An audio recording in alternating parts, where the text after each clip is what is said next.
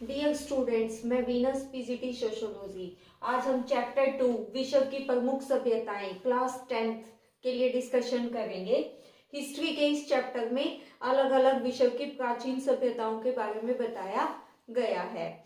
जब व्यक्तियों का एक समूह या समुदाय स्थायी रूप से रहना प्रारंभ कर देता है और व्यवस्थित ढंग से अपना जीवन जीने के लिए अपने चारों ओर विभिन्न प्रकार की सामाजिक, आर्थिक, राजनीतिक और सांस्कृतिक गतिविधियों को रूप देता है, तो इससे एक सभ्यता का प्रारंभ होता है।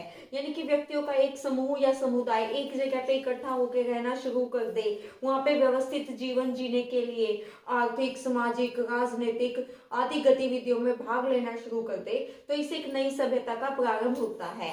इसी तरह की एक सभ्यता के बारे में हम आज पढ़ेंगे, मिस्र की सभ्यता। मिस्र की सभ्यता की अगर हम बात करें तो हम इसको 3 भागों में बांट सकते हैं: प्राचीन काल, मध्यकाल, नवीन काल।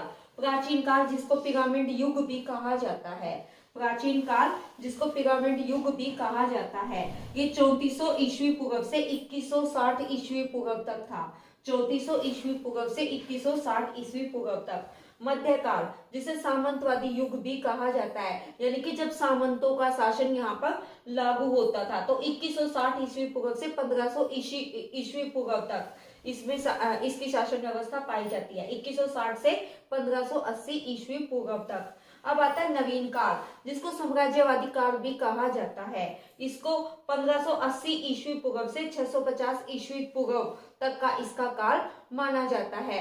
अगर हम मिस्र के इतिहास को जानने के स्रोतों की बात करें तो हम इसको 3 भागों में बांट सकते हैं: पुरातात्विक साधन, साहित्यिक साधन, आधुनिक साधन। मिस्र की सभ्यता को जानने के स्रोतों की अगर हम बात करें तो इसमें सबसे पहले आती है पुरातात्विक स्रोत। पुरातात्विक स्रोत में क्या कहते हैं? मंदिर, समाधियां, पिरामिड, भित्ति चित्र। भित्ति चित्र यानी कि दीवार पर बने हुए चित्र। भित्ति चित्र, भित्ति यानी कि दीवार पर बने हुए चित्र। मिस्र की जो शैली थी वो चित्र शैली थी। उसके बाद सेकंड आता है साहित्यिक साधन।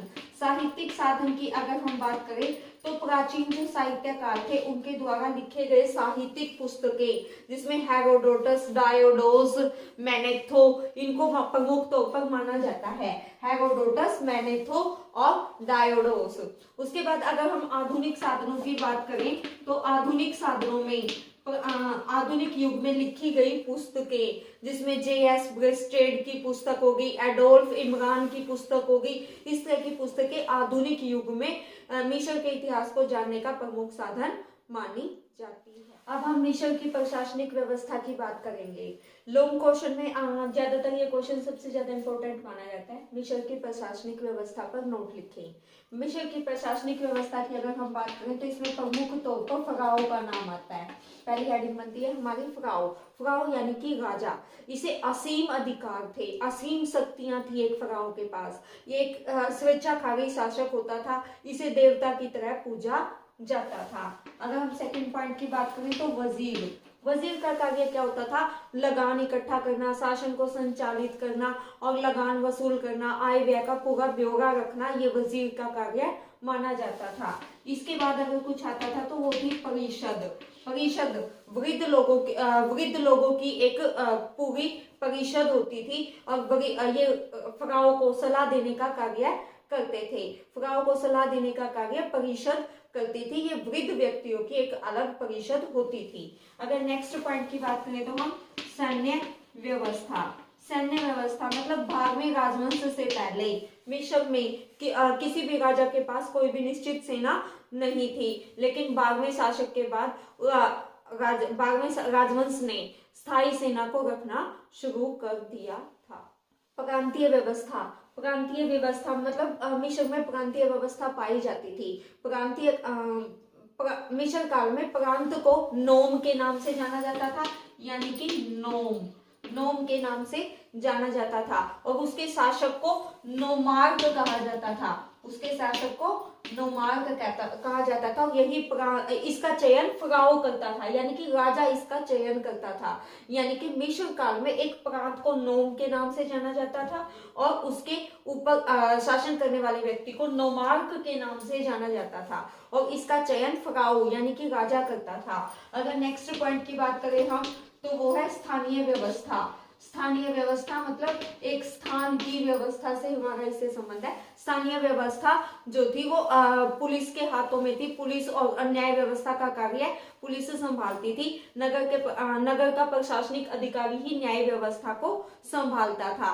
और अगले अगर हम पॉइंट की बात करें तो वो है न्याय व्यवस्था। न्याय व्यवस्था में मतलब इसमें 3 दिन में फैसले का नियम, न्याय का लिखित में होना और 3 दिन में फैसले लेना प्रमुख था। मतलब अगर कोई जुर्म हो जाए तो 3 दिन में न्याय उसके अगेंस्ट फैसला लेना पड़ता था। और मतलब सजा की बात करें तो हम अंग भंग करना, देश निकाला देना जैसे दंड वहां पर प्रचलित थे। नेक्स्ट पॉइंट है हमारा मिस्र की आर्थिक व्यवस्था, यानी कि मिस्र की आर्थिक गतिविधियां कौन कौन सी थी। अगर हम मिस्र की सभ्यता की आर्थिक गतिविधियों की बात करें तो उनमें प्रमुख थी उद्योग धंधे। मिस्र के लोग नाव निर्माण में भाग लेते थे, जहाज निर्माण का कार्य भी जानते थे, मिट्टी के बर्तन बनाना, पत्थर काटना, गहने बनाना, लकड़ी का फर्नीचर बनाना, इन सभी कामों में उन्हें कुशलता प्राप्त थी।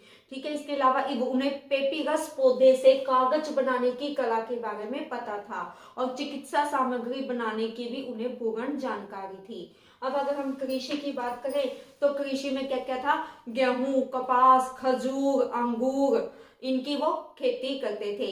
गेहूं, कपास, अंजीर, खजूर, खजूर, गेहूं, कपास की खेती वो करते थे। पशुपालन, नेक्स्ट पॉइंट है पशुपालन। पशुपालन में वो गाय, गधा, बंदर, मुर्गी और बछड़ा पालते थे। गाय, बंदर, मुर्गी, इन जानवरों को वो पालते थे। उसके बाद नेक्स्ट आता है हमारा व्यापार। मिस्र जो था वो भारत और अरब के देशों से व्यापार करता था। मिस्र भारत और अरब से मसाले, रंग, तेल, पाउडर और चंदन का व्यापार करता था। आंतरिक व्यापार की अगर हम बात करें तो आंतरिक व्यापार जो था वो नील नदी के माध्यम से होता था। नील नदी के माध्यम से होता था। अगर अब हम बात करें तो मिस्र ने संसार को क्या दिया, मिस्र के कौन से आविष्कार थे जिनके लिए संसार में उसे आज भी जाना जाता। मिस्र की सभ्यता ने संसार को क्या दिया, ये क्वेश्चन सबसे ज्यादा इंपॉर्टेंट है। मिस्र की देन की अगर हम बात करें तो 365 दिन का एक वर्ष मिस्र की देन है, यानी कि जो कैलेंडर है वो मिस्र की देन है। अगर हम सूर्य घड़ी और जल घड़ी की बात करें तो वो भी मिस्र की देन है। सूर्य घड़ी और जल घड़ी दोनों मिस्र की सभ्यता की ही देन है। नेक्स्ट है औषधियां यानी कि मृतक के शरीर को काफी लंबे टाइम तक सही सलामत रखना या उसको बिना गले सड़े रखना, उसके लिए जो औषधियां बनाई गई या रासायनिक लेप तैयार किए गए वो मिस्र के लोगों के द्वारा ही तैयार किए गए थे। इसके अलावा 600 दवाइयों की एक सूची भी मिस्र की सभ्यता से प्राप्त हुई है। अगर हम इसके बाद बात करें तो एकेश्वरवाद का नारा पूरे संसार को देने वाला मिस्र ही था। मिस्र के लोगों ने ही एकेश्वरवादी विचारधारा का प्रचलन किया था।